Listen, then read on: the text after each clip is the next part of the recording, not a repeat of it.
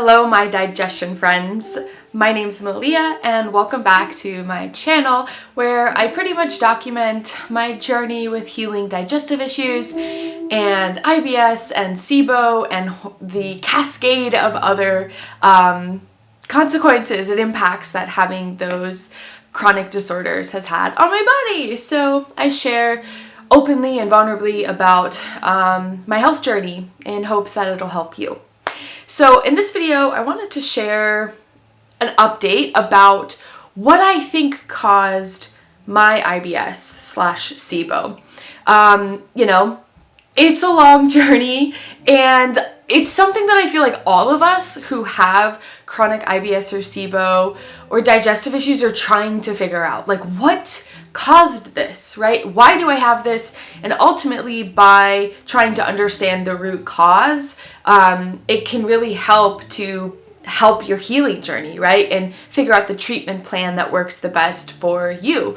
So, and also just personally for me, knowing like what caused this and like what has contributed to me having chronic digestive issues, just understanding that for me really creates a sense of like peace of mind. And I feel like with having symptoms that can be really painful and scary and annoying and stressful, like understanding the story or trying to grasp why this is happening and for what reasons, I think it's a pretty common human experience to just want to understand, right? And that's what's so frustrating about having chronic IBS or digestive issues, is that it's like I just want to understand what it is and what's creating these symptoms.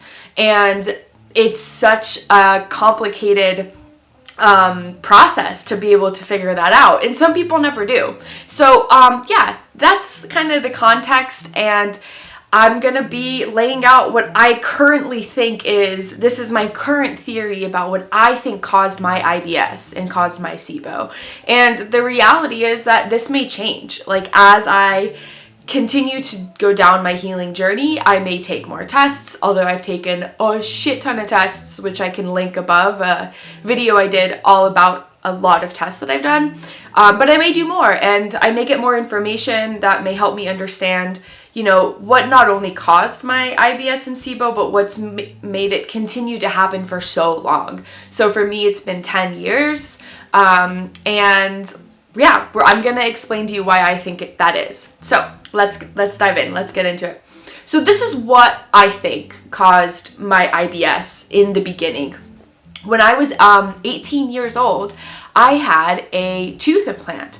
It was an oral surgery. It happened over a year-long period, and I had it multiple times. I had one really intensive surgery and oral surgery and was on a series of antibiotics after that first surgery. 6 months later, I had another huge surgery to actually implant the tooth, and I had another round of antibiotics. So that is the point where shit changed in my life and changed in my body and my health. It was like, it's not like, oh, I had diarrhea and bloating and farting and like really a crazy amount of digestive issues in my teenage years. That's not true at all.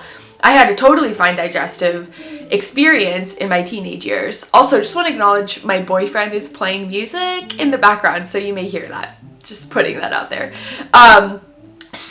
But yeah, after that surgery, something changed, right? Hello, the antibiotics. That most likely is what, particularly because it was multiple rounds of antibiotics, I actually have health records of me going to my doctor and saying, I'm having chronic diarrhea.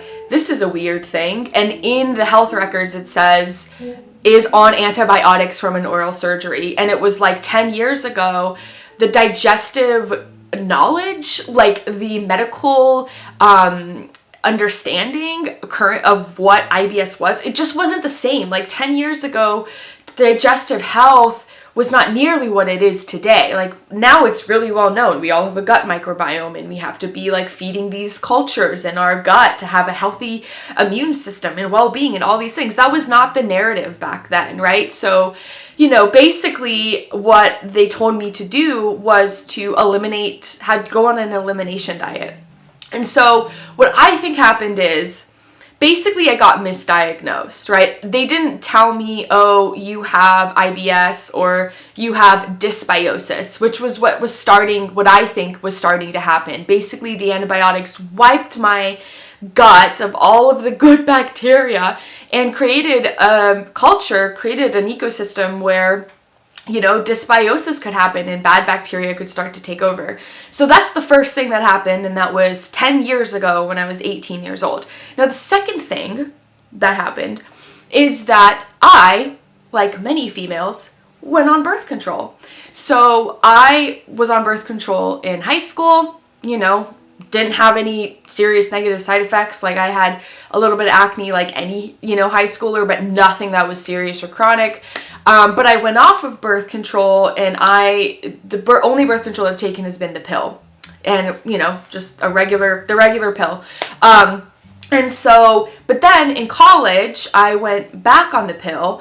And when I went back on the pill, when I was like maybe 19 or 20 years old, I started getting acne. And at the time, I just didn't make the connection that, oh, I just went on birth control again, it must be what's causing my acne. I had just, it was school, it was stressful. I had just started like a new kind of facial routine with my, products that I was using. So I just didn't make that connection. But all throughout taking the birth control, I had a little bit of acne. And then I went off of the birth control for about 1.5 to 2 years, something along that. I think it was 2 years. And my acne healed up, and it actually completely went away. And I had beautiful, clear skin. What a memory, what a time.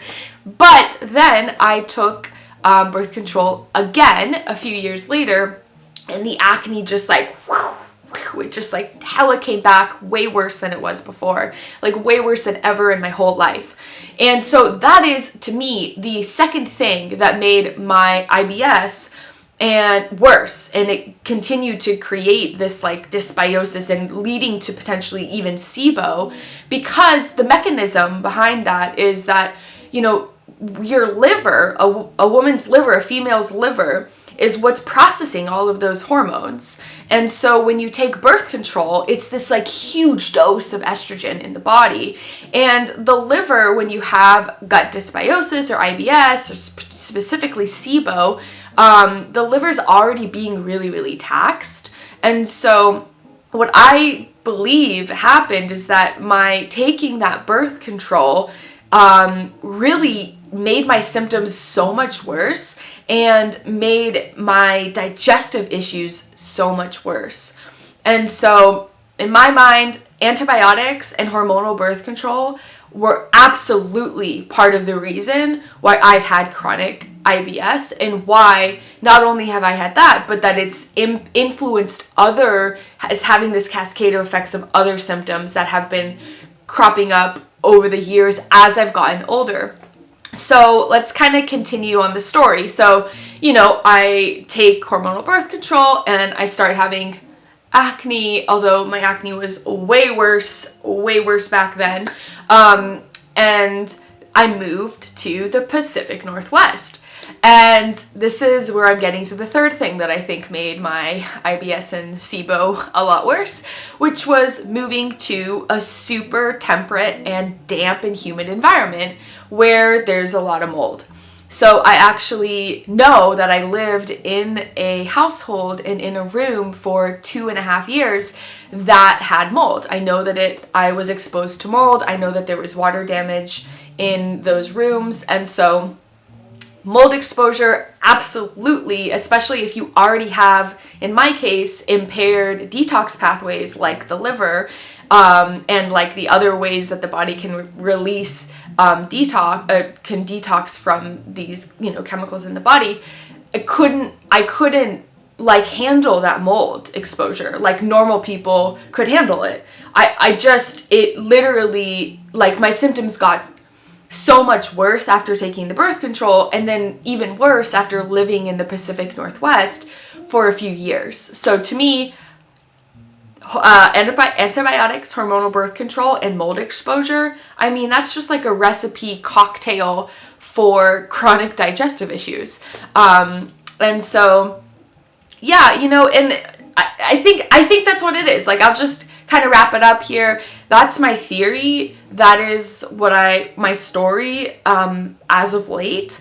And I am continuing to try and heal my symptoms. And, you know, I'm gonna do hopefully some more videos. It's taken me a while just to film this one because I've been super busy with work, but about my experience with taking that herbal rifaximin and how it compared to taking normal rifaximin. And I'll say, you know, it's been over a year and a half of me being very serious about treating my IBS and SIBO, and my diarrhea is way better than it ever has been. Like, I am having amazing success with my bowel movements, but unfortunately, some of my other symptoms that are related to hormones are actually getting worse. And so obviously that's concerning for me, and it's sometimes a really hard journey, you know, trying to understand what's going on when there's no clear, like, our medical system just can't figure it out. So we have to see naturopaths and take all these tests and try and piece together what's going on in our bodies on our own. And it's not easy, my friends. So that's my update for now, and I'll see you in the next video. Peace.